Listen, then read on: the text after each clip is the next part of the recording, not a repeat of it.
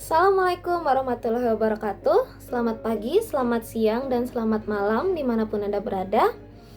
Perkenalkan, nama saya Nazil Salsabelanda Putri. Saya dari K29 NIM 133249092 Fakultas Teknologi Industri Teknik Fisika Prodinya, dan saya dari kelompok 5 PRD.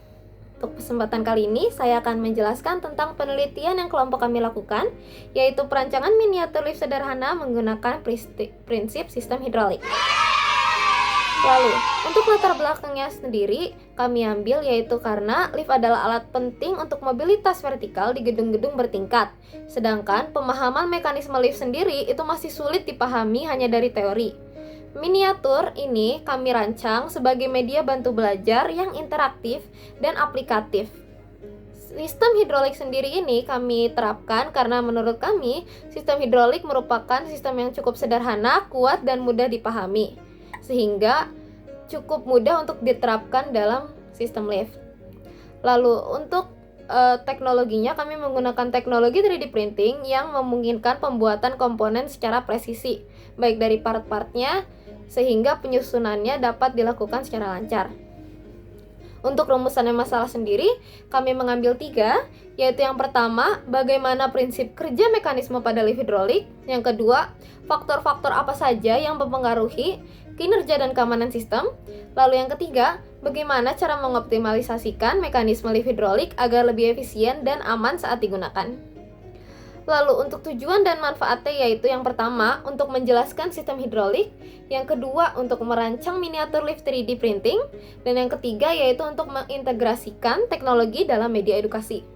Lalu yang untuk manfaatnya yaitu visualisasi praktis, hukum Pascal yaitu melalui sistem hidrolik, dan pemanfaatan teknologi manufaktur modern yaitu melalui 3D printing, dan sebagai media edukasi yang presisi, ekonomis, dan dapat direplikasi baik bagi kami maupun bagi pembaca. Untuk aspek-aspek yang dikaji, kami melalui 4 aspek. Yang pertama yaitu secara teknis, yaitu CAD modeling atau 3D printing dan perakitan komponen. Yang kedua secara fisika, yaitu prinsip fluidostatis dan hukum Pascal. Yang ketiga yaitu edukatif dan agronomis, yaitu mudah dipahami dan digunakan bagi segala pelajar. Yang keempat yaitu ekonomis dan replikasi, yaitu dengan biaya yang rendah dan mudah untuk dibuat ulang. Lalu, untuk ruang lingkup kajiannya yaitu kami berfokus pada lift miniatur hidrolik berbasis suntikan air. Komponen-komponen ini kami buat sendiri dengan 3D printing tanpa elektronik atau otomatisasi. Oke. Dan dikhususkan untuk pembelajaran aspek mekanik dan fisika. Lalu, kajian ini cocok untuk siswa menengah dan pendidikan teknik dasar untuk dipelajari. Lalu, untuk metode pengumpulan data sendiri, kami melakukan 4 metode.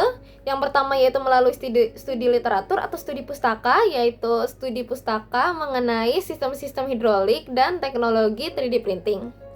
Lalu, kami juga melakukan pemodelan desain 3D menggunakan software SolidWorks dan melakukan observasi langsung performa alat saat diuji setelah kami melakukan painting. Dan untuk pengujiannya kami lakukan secara berulang-ulang untuk memastikan akurasi dan keandalan berdasarkan set-set yang kami taruh. Untuk teori dasarnya itu kami memiliki 3, yaitu 3 fokus utama, yaitu pada sistem hidroliknya sendiri, yaitu bagaimana lift didorong melalui fluida dan transmisi gaya dari tekanan air menuju gaya ke atas, gaya elevasi. Lalu kami juga mencari tentang hukum Pascal, yaitu tekanan merata segala arah dalam ruangan tertutup, di mana P atau pressure, tekanan, sama dengan force atau gaya, dibagi A atau luas penampang. Lalu selanjutnya, teori dasar mengenai 3D printing atau FDM, yaitu melalui metode manufaktur aditif dengan software SolidWorks dan materialnya menggunakan PLA. Untuk metodologinya, yaitu alat dan bahan. Untuk alat dan bahannya sendiri, yaitu printer 3D atau FDM, filament PLA, software SolidWorks, suntikan dan selang fleksibel, dan untuk alat bantunya yaitu lem tembak, cutter, dan penjepit. Untuk desain dan simulasinya yaitu sketsa awal menggunakan software digital SolidWorks, lalu uji gerak melalui simulasi untuk menghindari kesalahan cetak, dan menggunakan format ekspor STL dan diproses ke slicing software. Untuk proses fabrikasinya yaitu proses pencetakan komponen, pembersihan dan perakitan setelah cetak, komponen lalu disusun membentuk struktur lift menggunakan sistem gunting atau scissor lift. Untuk uji kinerjanya sendiri yaitu saat suntikan ditekan, air akan menekan piston ke atas sehingga kabin atau lantai lift atas naik. Lalu untuk evaluasinya itu kami mengevaluasi dari kelancaran naiknya, lalu respons dari tekanannya, kestabilan dari medianya, dan daya angkatnya. Dan uji coba ini kami lakukan secara berulang untuk validasi dari evaluasi-evaluasi sebelumnya. Lalu untuk gambaran umum desainnya seperti ini, yaitu menggunakan mekanisme gunting untuk pergerakan vertikal dan dorongan piston untuk mendorong platform sehingga naik, sedangkan menarik piston agar platform turun. Desainnya dipilih karena efisien, stabil, dan hemat ruang. Untuk komponen-komponen yang ada ini, ada lift base fondasi, ada lift baut, ada lift gunting, ada tabungnya, ada sambungan antar gunting, dan penumpang 1-2 untuk tumpuan dan penggerak. Lalu untuk mekanisme penggerakannya yaitu penggerakan vertikal, yaitu piston mendorong platform naik, dan pergerakan horizontal yaitu penumpang geser dan buka tutup gunting. Fluida dalam suntikan itu digunakan sebagai penggerak utama. Lalu potensi aplikasinya itu bisa menjadi meja kerja adjustable, lalu mobil pengantar catering pesawat, kendaraan pengangkut bagasi bandara, dan alat bantu edukatif dalam praktikum-praktikum fisika. Baik, untuk bab terakhir yaitu simpulan dan saran. Untuk simpulannya sendiri, sistem hidrolik ini efektif untuk mengangkat beban ringan.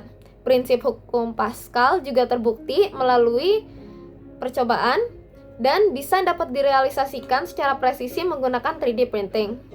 Metode miniatur cocok dijadikan alat bantu edukatif yang aplikatif juga. Lalu untuk sarannya yang pertama, untuk menambah simulasi keamanan dan optimasi penumpang dan sambungan. Lalu melakukan perhitungan beban maksimum dan pertimbangkan fitur otomatis seperti sensor dan akuator untuk kedepannya. Baik, sekian presentasi dari saya. Kurang lebihnya mohon maaf. Terima kasih. Wassalamualaikum warahmatullahi wabarakatuh.